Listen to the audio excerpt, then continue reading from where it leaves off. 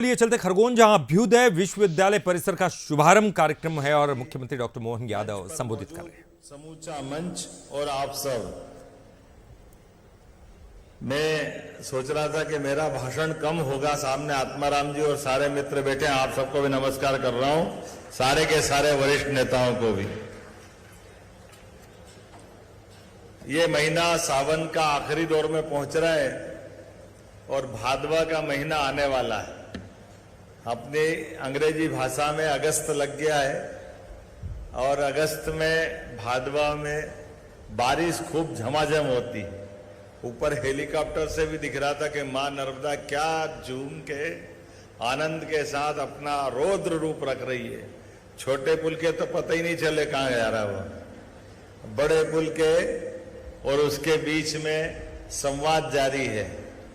मैं आज आपके बीच में जब कोई बात करने जा रहा हूं तो मैं उसका तालमेल मिलाने का प्रयास कर रहा हूं। मुझे मालूम नहीं कि ये भाषण के लिए विषय है कि बोलने के लिए। वैसे तो संवाद में तो दो पक्षी बात होती है, इसलिए हमने भगवान राम, भगवान कृष्ण और ऐसे सारे देवी देवताओं के साथ 33 करोड़ देवी देवता, और हमारे देवताओं के लिए भी इतना मन उदार है कि नदी, पहाड़, पर्वत, जिसको चाहो उसको हम देवता के रूप में पूज लेते हैं।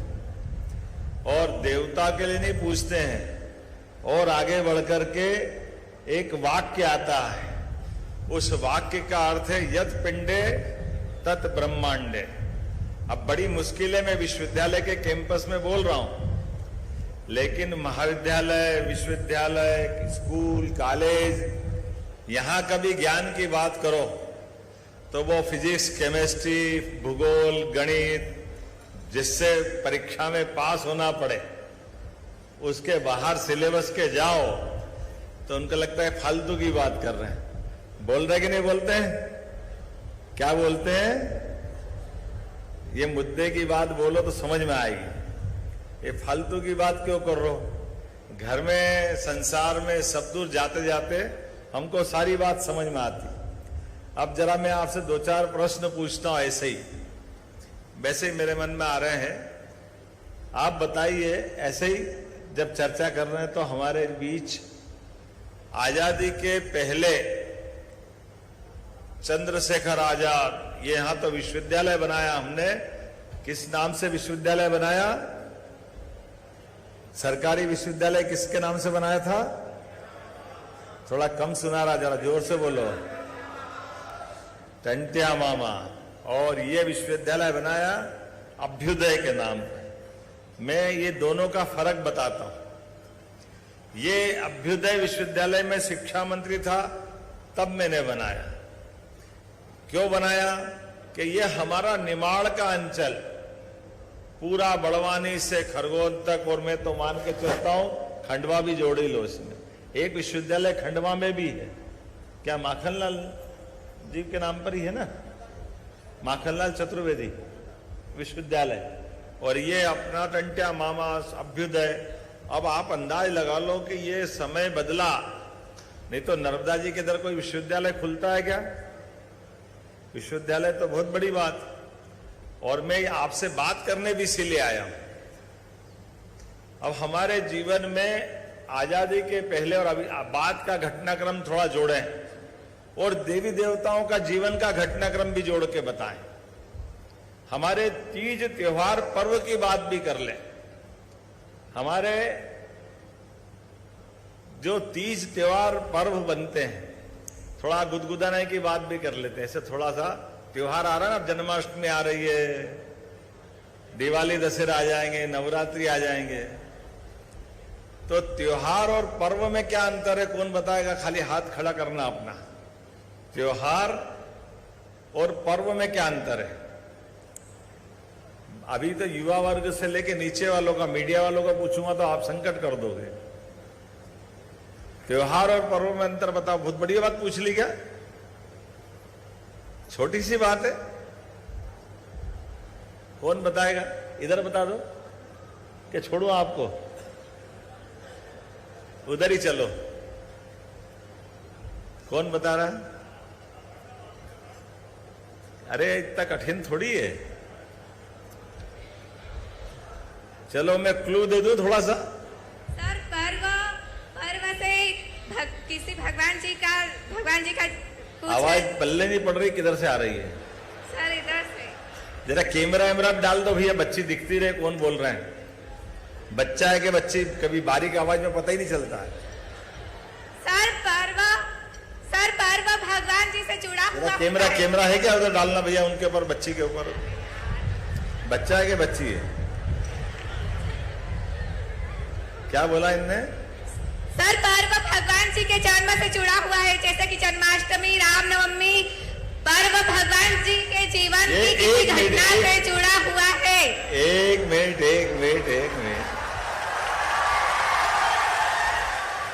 अब आपके कॉलेज के बच्चे तो ताली तो आप बजाओगे ही सही, कोई बात नहीं, मैं भी बाहर वाला थोड़ी हूं, आपके साथ वाला ही हूं। बेटा माइक को दूर रख के बोलो। मेरे को समझ में आया जन्माष्टमी, रामनवमी, ऐसा कुछ आया ना समझ में? जरा अपना नाम बताओ। मेरा नाम गोल्डी पटेल है और मैं अभ्युदय विश्वविद्यालय के कानून विभाग की छात्रा। मेरा नाम गोल्डी पटेल है, मैं अभ्युदय विश्वविद्यालय के कानून विभाग की छात्रा हूँ। सर पर्व है ना, भगवान जी से जुड़ा हुआ होता है, भगवान के अवतारों से, जैसे कि भगवान। अरे धीरे धीरे, तुम्हारी सुपर फास्ट ट्रेन जा रही है। मुझे मालूम है आप अच्छा बता रहे हो, लेकिन धीरे धीरे भी बोलो, बाकी लोग भी सुनेंगे ना। अच्छा है। क्या क्या बताया तुमने? सर पर्व भगवान जी की जीवन के घटना से जुड़े हुए होते हैं, जैसे जन्माष्टमी, रामनवमी, फिर दीपावली, और त्योहार हम मनाते हैं, जैसे कि हरियाली तीज, हरितालिका तीज, ये हमारे त्योहार है। जैसे कि पोला पर्व। तुमने बेटा गड़बड़ कर दिया। हरतालिका भी बताई ना तुमने, और जन्माष्टमी, हरतालिका का त्योहार बताया और जन्माष्टमी को पर्व बताया। अब जरा मैं तुमसे दूसरे ढंग से पूछता हूं, आपने सबको याद रहने वाली, पानी वानी आया क्या?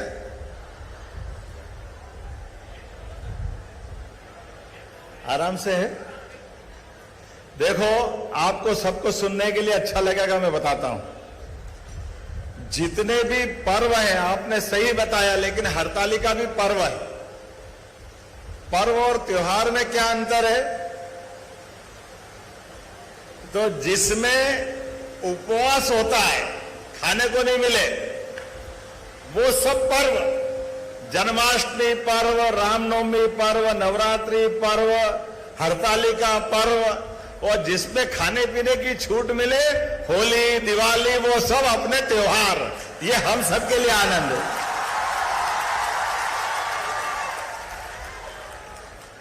आ गया समझ में?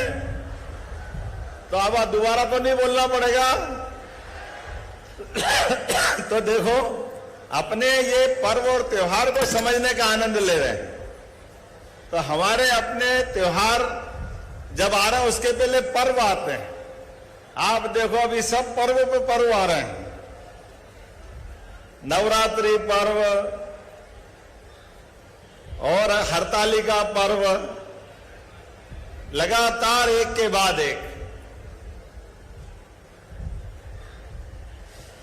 अब मैं आपसे दूसरी बात पूछ रहा हूं। हमारे ऐसे ही सहजता से बात कर रहे हैं अपन, भगवान राम के जीवन का सबसे महत्व का समय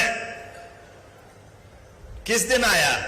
सबसे महत्व का, जिसने भगवान राम को श्री राम बनाया, सबसे महत्व का समय है। एक माइक दो भैया सबको, जरा मालूम नहीं पड़ रहा क्या बोल रहे हैं। और ये युवा मंडली को बोलने दो, आप तो बड़े बड़े ज्ञानी ध्यानी हो। कोई बात नहीं, दे दो माइक, आप बोल लिए तो बधाई दो इनको हाथ में।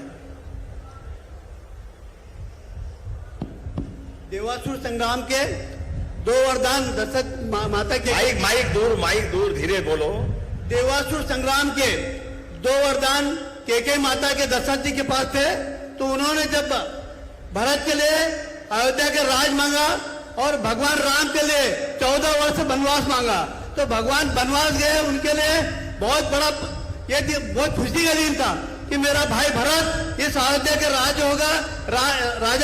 धीरे धीरे और मैं एक तो आप धीरे बोलो तो भी आवाज आएगी, एक तो माइक पास में और वॉल्यूम पूरा खोल लिया तो वो एकदम से ऐसा लग रहा कि हो गया कल्याण। मान्य और प्रणाम। हाँ, बहुत अच्छा। चलिए, आप इनने बताया, और कोई बताएगा?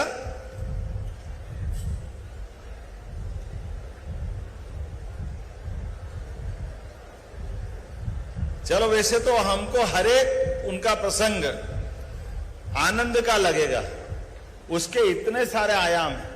लेकिन मैं आपसे पूछता हूं, क्योंकि मैं विश्वविद्यालय के कैंपस में हूं, इस विश्वविद्यालय के अंदर गुरुजनों से जुड़ करके कोई बात दिख रही क्या भगवान राम की? मैं आपको क्लू दे रहा हूं, आप अंदाज लगा लो इसको इस ढंग से कि भगवान राम को उनके जीवन काल में, वो तो घर के अंदर ही थे, लेकिन मारी, सुबाहु और ये बड़े बड़े राक्षसों ने जंगल में आतंक मचाया हुआ था। और विश्वामित्र जी ने उनको घर से, महाराज दशरथ से जब वो मांगने आए तो उनने महाराज दशरथ से सहायता नहीं मांगी, सेना भी नहीं मांगी। मांगी क्या? उनने क्या मांगा? भगवान श्री राम, है ना, राम लक्ष्मण। तो ये हमारे लिए सीखने समझने की बात है। अपने बीच में भगवान श्री राम और लक्ष्मण तो बाल रूप में, छोटे रूप में, तरुण या युवा बोल सकते हैं। तो उन्होंने अपने उस संकट के निवारण के लिए किस पे भरोसा किया? युवा शक्ति पे। किया कि नहीं किया? तो गुरु जी के हाथ में जब युवा शक्ति आती है तो घर के अंदर माता पिता, परिवारजन, गुरुजन, अंदर वाले गुरु हमारे जीवन में 2 बार रोल अदा करते हैं। एक तो माता पिता भी हमारे गुरु होते हैं, जिनसे अपन जीवन पाते, लालन पालन होता, आनंद के साथ होता है। लेकिन सच्चे अर्थों में जब हमारी समझने की उम्र होती है तो गुरु हमको तराशते हैं। तराशते कि नहीं तराशते? तो विश्वामित्र जी ने किसको मांगा? भगवान राम और लक्ष्मण को। और भगवान राम और लक्ष्मण ने जंगल में जाकर के गुरुजी ने जिनको बताया कि ये राक्षस है, उन सबका समूल नाश कर दिया। करा कि नहीं करा? लेकिन जंगल में जाने के बाद और जंगल में जाते जाते गुरुजी ने उनको जीवन के सारे पाठ पढ़ाए। वो गए तो पैदल ले गए, जब पैदल ले गए तो गरीब से गरीब आदमी उनसे मिलते जुलते रहे। कोई सेना नहीं गई, वो रथ में भी नहीं ले गए उनको, कोई नौकर चाकर भी साथ में नहीं थे। अपना काम स्वयं को करना, वनवासी जैसा वहां का वातावरण। तो गुरु ने उनको शिक्षा दीक्षा दिलाई कि भाई भले ही तुम्हारा राज्य पास में आपके पिताजी का, महाराज दशरथ का, लेकिन इस जंगल के अंदर ऋषि हड्डियों का ढेर लग रहा है, यज्ञ तप जप सब बंद हो गए। तो ऐसे में आपके माध्यम से, तो ये आप उसको ऐसे भी समझ लो कि नई सत्ता आने वाली। महाराज दशरथ के बाद कौन बैठने वाले थे? भगवान राम ही बैठने वाले थे। तो भगवान राम के भविष्य के शासन को पहचानने की दृष्टि गुरु के निगाह में आई और उनने कहा कि महाराज दशरथ ने तो राज्य चलाया, बहुत अच्छी बात है, लेकिन सच्चे अर्थों में अब राज्य युवा पीढ़ी के में आए और युवा पीढ़ी को ये सारी कठिनाइयों से पहले परिचित करा दो और उनकी ट्रेनिंग कराओ। तो भगवान राम को वो सब आंखों से दिखाते हुए जब सारी बातें समझ ली तो भगवान राम ने अपने आंखों के सामने वो दृश्य देख करके एक तरह से उस समय के निशाचरों का अंत किया और उसके बाद और भगवान का सामर्थ्य बढ़ाने के लिए वहीं से सीधे सीता स्वयंवर के लिए ले गए।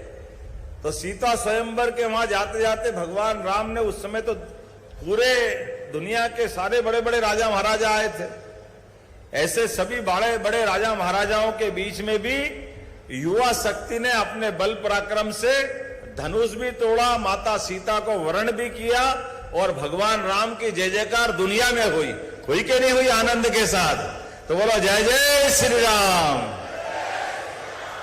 अब इसके फायदे क्या हुए ये देखो।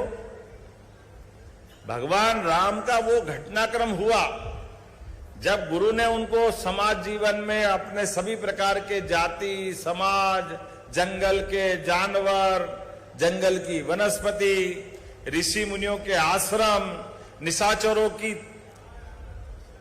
जितनी भी वो पराकाष्ठा थी वो सब दिखाया, लेकिन दिखाते दिखाते उनको समाज जीवन से परिचय कराया। बदले में भगवान राम के जीवन की अच्छी घटना बताओ। जब भगवान राम ने ये सब देखा और उनको वनवास का मौका मिला तो सबरी माता के साथ क्या किया उनने? कौन बताएगा? कौन बताएगा?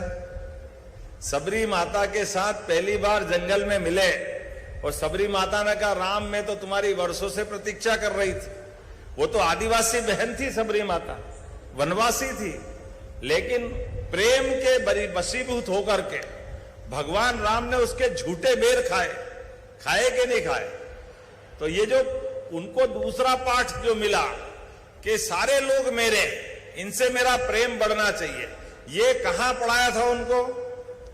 विश्वामित्र जी ने जंगल में पढ़ा दिया था। उसका लाभ कहां मिला? उनके जीवन में। निषाद राज, आपके यहां भी बहुत सारी नाव चलती है नर्मदा में, केवट बंधुओं की, लेकिन नाव उतराई में भी केवट से साथ जो भगवान राम ने व्यवहार किया वो अद्वितीय हुआ कि नहीं हुआ? भगवान राम ने अपने भाई के प्रति राजपाट छोड़ करके जंगल जाना पसंद किया, अपने पिता की आज्ञा पालन का उत्कृष्ट उदाहरण दिया, अपने मित्र सुग्रीव के लिए युद्ध करके उनका राज्य उनको लौटाया और अपने काम के लिए मनुष्य तो छोड़ो, वन के जीव जंतु भी साथ में आ सकते हैं। इसके पहले कोई रिकॉर्ड ऐसा नहीं है कि कोई अपने महापुरुष या देवता अपने साथ हनुमान जी जैसे महाशक्तिशाली वानर को जोड़े, जामवंत जैसे विद्वान को जोड़े। अब जामवंत जी मूल रूप से तो उनका शरीर तो भालू का है, और नल नील भालुओं में भी, यहां भी इंजीनियरिंग कॉलेज है ना, इंजीनियरिंग कॉलेज के बच्चे कौन कौन है? हाथ खड़े करो। वो देखो उधर से कुछ हाथ खड़े हुए।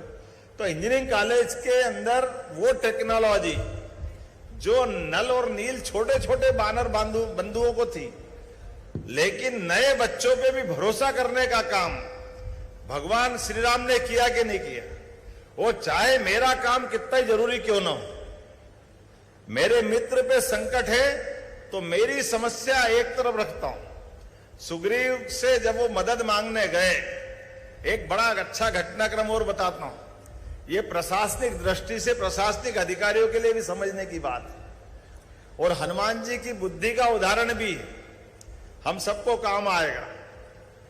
जंगल में हनुमान जी की परीक्षा ले ली, 2 राजकुमार घूम रहे हैं जब माता सीता का अपहरण हो गया था, और वो अपनी मां सीता जगदम्बा को ढूंढते ढूंढते हनुमान जी ने अपना रूप बदल के उनसे उनकी परीक्षा ली, और परीक्षा में पहचान लिया कि ये राजकुमार तो बड़े वाले हैं।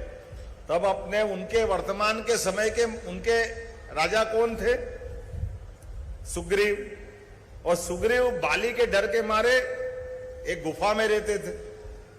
भगवान राम को अपने सुग्रीव से मिलाने के लिए जब हनुमान जी ले गए, अब आप बताओ, हनुमान जी की चतुराई भी देखो, हनुमान जी की बुद्धिमत्ता भी देखो। हनुमान जी ने कहा मैं आपकी मदद तो कर सकता हूं, लेकिन मेरे राजा से मिलाता हूं, वो आप मेरे को आज्ञा देंगे तो मैं आपके काम आऊंगा, और हो सकता आपको राजा भी मदद करे। अब राजा के पास जब सुग्रीव के पास ले गए, सुग्रीव गुफा में भगवान राम लक्ष्मण साथ जा रहे हैं।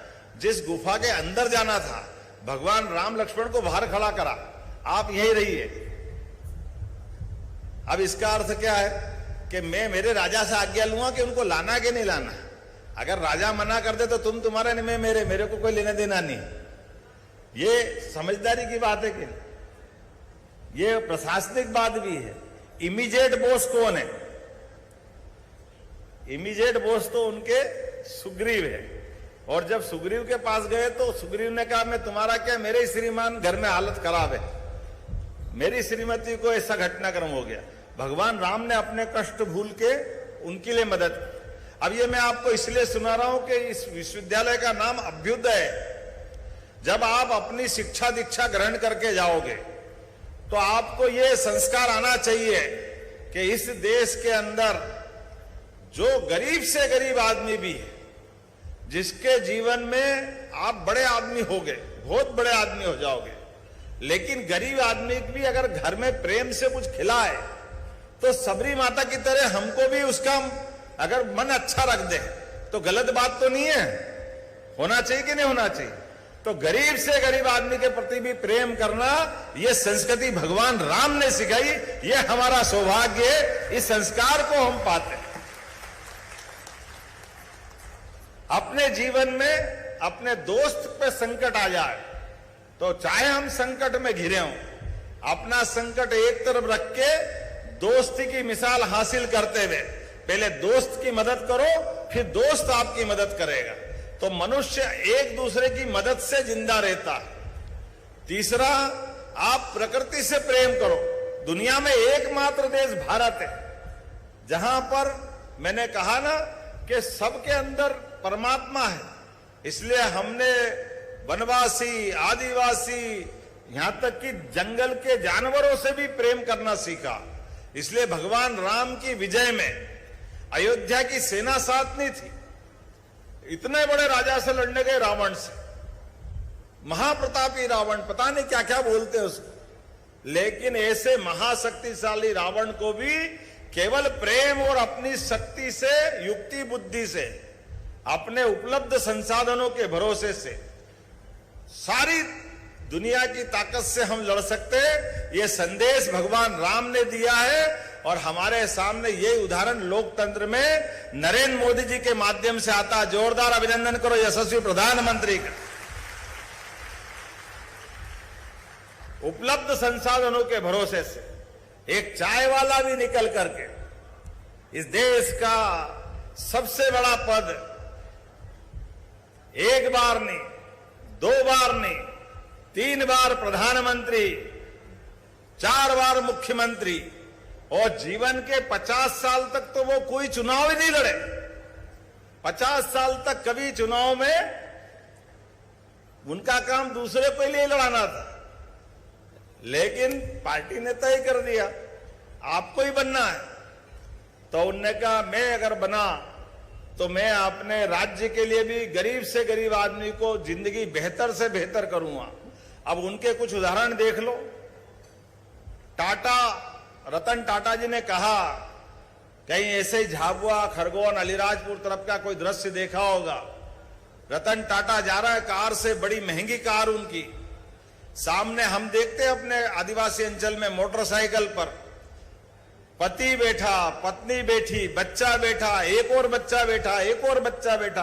अब पांच बिठा लिए, 6 बिठा लिए। अपने यहां बैठते कि नहीं बैठते मोटरसाइकिल पे? ये आंख के सामने जब वो देख रहे हैं रतन टाटा, तो उनको ये पीड़ा हुई भारी कि ये मोटरसाइकिल भी कम सस्ती नहीं है। मोटरसाइकिल भी 70-80 लाख, 70-80 हजार के ऊपर की मिलती है। आजकल तो और महंगी हो गई। तो उसी समय उनने कसम खाई, ऐसे में मोटरसाइकिल से ये गिरेंगे तो क्या होगा, इनकी जिंदगी में कितनी कठिनाई आएगी। उनने कहा कि मैं अपने इस देश के गरीब से गरीब आदमी के लिए भी कार दूंगा, और कार केवल 1 लाख में दूंगा, जिसको लखटकिया कार, नैनो कार उनने बोला था। जब उनने निर्णय किया, और बंगाल के अंदर उनका बड़ा कारखाना था, उस बड़े कारखाने में लगाने के लिए उन्होंने निर्णय किया कि कार यहां बनेगी, लेकिन ये जो दृष्टि का दोष है, राजनीति का फेर है, ममता बनर्जी को समझ में नहीं आया और उनने अपना नया नाटक करके, उनको सरकार चाहिए थी, अपनी कुर्सी बनाना थी, सरकार बनाना थी, तो उनने कहा कोई हम जमीन देने वाले नहीं है, गरीबों की फलाना ठिकाना, बहुत सारी बातें हुई, बहुत बड़ा आंदोलन खड़ा कर दिया। अब बताओ रतन टाटा किसका भला करने जा रहे थे? मोटरसाइकिल से गिर के कितने बच्चे मर जाते हैं, कितनी बार एक्सीडेंट हो जाता है गरीब से गरीब आदमी के लिए। लेकिन ऐसे कठिन समय में भी जब उनने अपने कार बनाने का संकल्प किया तो जहां उनका कारखाना चल रहा उनको जगह नहीं मिली। हमें इस बात का गर्व है, इस दर्द को माननीय मोदी जी ने पहचाना। उनके घर में कोई कार नहीं थी, वो तो चाय वाले चाय बेचते बेचते परिवार से अपने तकलीफ से निकले थे। उनने जब मुख्यमंत्री बने, उनने कहा कोई बात नहीं रतन टाटा जी, आपको बंगाल वाले मना कर रहे हैं, आप मेरे राज्य में आइए, मैं आपको जमीन देता हूं, जितनी चाहो उतनी देता हूं, आप कार बनाओ और गरीबों के लिए बनाओ, 1 लाख रुपए में कार बनाओ। तो ये शिक्षा मिलती है, एक उद्योगपति गरीब आदमी के लिए अपनी मदद से क्या मदद करना चाहता है, और एक मुख्यमंत्री उनके उस निर्णय से 1 लाख रुपए में कार लेकर के गरीब आदमी अपने खुद की कार का सपना देख सकता है। यह उदाहरण हमारे सामने हुआ। तो शिक्षा का मतलब गरीब से गरीब आदमी की जिंदगी कैसे बदले, इसलिए हमारी सरकार ने बहुत सारे काम किए। जब मैं आपसे बात कर रहा हूं तो इसी प्रकार से कारखानों से रोजगार की बात भी करूंगा। हमारी सरकार बनने के बाद हमने लगातार अभियान चलाया। इस देश की आजादी के पहले टंट्या मामा, इसी झाबुआ से चंद्रशेखर आजाद, पंजाब से भगत सिंह, लंबी श्रृंखला है। इस देश के युवाओं ने अपने आप का बलिदान किया।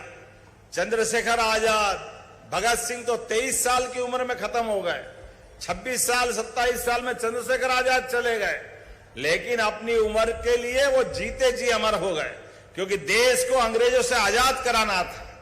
उस आजादी के संघर्ष में उनने अपने प्राणों का बलिदान दिया। दुर्भाग्य के साथ आजादी तो मिली, लेकिन दृष्टि दोष होने से हमारे तत्कालीन प्रधानमंत्री और पूरी सरकार ने क्या कल चुनौती आएगी, उन चुनौती का मुकाबला कैसे करना चाहिए, इसके प्रति दृष्टि नहीं थी। तो दुर्भाग्य से क्या हुआ, दुर्भाग्य से एक अंधेरा छाया हुआ था और सब गुलू गुलू गुलू सब बढ़िया, ये नाटक चला। तो उस समय की फिल्में बन रही थी, वो फिल्में राज कपूर, दिलीप कुमार, सारी लव स्टोरी की फिल्में, पुरुषार्थ पराक्रम सब गायब हो गया। वो तो मनोज कुमार को धन्यवाद दो, कभी उसने शहीद, कभी उसने उपकार, कभी उसने रोटी, कभी रोटी कपड़ा मकान, कभी क्रांति, उसने अपने बलबूते पर इन पिक्चरों से देशभक्ति का माहौल बनाया। ये पिक्चरें देशभक्ति के माहौल में उस समय युवाओं के मन में अलग प्रकार का एक माहौल बना करके अपने उस कठिन काल को याद कर रही थी। अब अकेले उपकार पिक्चर को देखो, उपकार पिक्चर के माध्यम से मनोज कुमार ने कहा कि जब देश को आजादी के लिए जवानों की जरूरत थी, उनने अपनी शहादत दी। अब किसानों की जरूरत है, इसलिए तत्कालीन प्रधानमंत्री ने एक नारा दिया था, जय जवान जय किसान। उस समय तक अपने खाने के लिए गेहूं नहीं थे, यहां अमेरिका से गेहूं मंगाने पड़ते थे, फसलों की हालत खराब थी, देश में अकाल पड़ता था, कई लोग भूखे मरते थे। लेकिन लाल बहादुर शास्त्री जी को छोड़ दो तो कांग्रेस के आजादी के बाद के सारे प्रधानमंत्रियों ने कोई उल्लेखनीय काम नहीं किया। उसका दुष्परिणाम क्या आया, जब आजादी के समय हमारे देश का नंबर आर्थिक रूप से 15 नंबर में हम थे, 2014 से आते आते हम नीचे के 5 नंबर में आ गए। इस देश के अंदर क्या दुर्भाग्य रहा, प्रधानमंत्री ने रैंकिंग की तो 11वें नंबर से। प्रधानमंत्री ने अपने देश को, वही संसाधन है, वही व्यवस्था है, लेकिन एक तरफ प्रधानमंत्री राजीव गांधी जी बोल रहे थे कि मैं 1 रुपया भेजता हूं, लेकिन नीचे आते आते 15 पैसे पहुंचते हैं। माननीय प्रधानमंत्री नरेंद्र मोदी जी आए तो आप बताओ, डीबीटी के माध्यम से गरीबी रेखा के लिए भी आपके जब बैंक के अकाउंट खोले तो जो पैसे दिल्ली से डलते लाडली बहनाओं के भी या किसान सम्मान निधि के बीच में 1 रुपया कटा है क्या? किसी का कटा है? आपकी छात्रवृत्ति आती गणवेश के माध्यम से, या हमारे अपने राज्य के अंदर सभी प्रकार की सुविधा देते हैं। हमने सबने मोदी जी का ये युग डिजिटल युग देखा, जिसमें उसके हक का पैसा उस तक पहुंच रहा है। आज मैं जब आपसे बात कर रहा हूं तो हमारे राज्य में अब आपसे नया निवेदन करने आया हूं। बदलते दौर में जिस प्रकार से दुनिया के अंदर, मैं नाम नहीं लूंगा, आप समझ जाना, कई सारे देश भारत की बढ़ती ताकत को पसंद नहीं कर रहे हैं, भारत की शक्ति को रोकना चाहते हैं, हिंदुस्तान को वही स्थिति में पहुंचाना चाहते हैं। तो इस देश के युवाओं से आह्वान कर रहा हूं, यहां बैठे सभी सज्जनों से निवेदन करना चाहता हूं, आज के दौर में हम सबको मेक इन इंडिया, मेरे भारत का बना माल ही मैं खरीदूंगा, ये संकल्प सबको करने की आवश्यकता है। मेरे देश के अंदर ही वो सब चीजें मैं बनाऊंगा जिसके कारण से मेरा देश किसी के आगे हाथ नहीं फैलाए। मेरे भारत के अंदर ही कोई चीज चाहिएगी तो मैं प्रयास करूंगा कि वो यहीं उपलब्ध हो जाए, किसानों की फसल का ठीक से दाम मिले। इसलिए हमारी सरकार ने सरकार बनने के साथ अभियान चलाया कि आज आप बताओ, पूरे प्रदेश में सबसे अच्छा कॉटन का पूरा इलाका ये निमाड़ का, पूरा देश में सबसे अच्छा कॉटन हमारा मिलता है। अभी मैं स्पेन दुबई गया तो स्पेन दुबई में चाइना के कॉटन को प्रतिबंधित कर दिया उनने। आज दुनिया में कपड़ा बन रहा भारत के कॉटन से, लेकिन भारत के कॉटन को पहले चाइना वाले ले जाते हैं, वियतनाम वाले ले जाते हैं, धागा कपड़ा वो बनाते हैं और हमारा माल हमारे सिर पे देते हैं। हमने तय कर दिया ये नहीं चलेगा, हमारे कॉटन यहीं उगेगा, यहीं धागा बनेगा, यहीं कपड़ा बनेगा, रेडीमेड गारमेंट्स बनेगा और पूरे विश्व में हम निर्यात कराएंगे। ये बदलते दौर में मध्य प्रदेश ने तय किया है माननीय प्रधानमंत्री जी के माध्यम से। सभी प्रकार के रोजगार के संसाधन बनाते हुए, फूड में आप तो अच्छी मिर्ची लगाते हो, अपनी मिर्ची अरब तक जाती, आने वाले समय में और फैक्ट्री लगाते हुए मैं युवा शक्ति से कह रहा हूं, हम में से अगर मैं हाथ खड़े कराऊंगा तो आप में से सब लोग, कोई कहेगा मेरे जीवन में आगे का सपना क्या है, मैं आईएएस बनूंगा, मैं आईपीएस बनूंगा, मैं सरकारी नौकरी करूंगा। ये सपने जरूर देखो, लेकिन इसके अलावा भी मैं एक उद्योगपति बनूंगा, मैं आदर्श किसान बनूंगा, मैं आदर्श शिक्षक बनूंगा, मैं आदर्श नेता बनूंगा। ये संकल्प भी हमको लेके चलने की आवश्यकता है। एक एक काम, छोटे से छोटा काम भी छोटा नहीं होता है। ये हमारा जीवन देश और प्रदेश के लिए होना चाहिए। इसलिए प्रत्येक काम से वो काम जो देश के अंदर मध्य प्रदेश के नागरिक होने का सम्मान आपका बढ़ा है, इस दिशा में हमको आगे बढ़ने की आवश्यकता है। मैं आपका मुख्य सेवक यशस्वी प्रधानमंत्री के नेतृत्व में आपको विश्वास दिलाता हूं, आप छोटे से छोटा काम करोगे। इतने सारे काम सरकार के माध्यम से, अरे खेती कर रहे हैं, खेती करते करते अपनी फसल के पास मधुमक्खी पालन का डब्बा रख दो तो शहद घर का बन जाएगा। 4-4.25 हजार का डब्बा आता है, लेकिन उससे मधुमक्खी का शहद अपने को घर में मिलेगा, दूसरे को दे सकते हैं। हमारे गाय पालन घर में होता है तो दूध अपना खुद का मिलेगा, ये कुपोषण की समस्या वैसे ही खत्म हो जाएगी। दूध और दही की नदियां बहती है अपने देश के अंदर, ऐसा माना जाता था, लेकिन धीरे धीरे हमारे कपड़े अच्छे होते गए, गोपालन से दूर होते गए। दूध कहां मिलता है? कई बच्चे कहते डेयरी पे मिलता है। अरे दूध गाय के नीचे मिलता कि डेयरी के नीचे मिलता, पता ही नहीं चलता।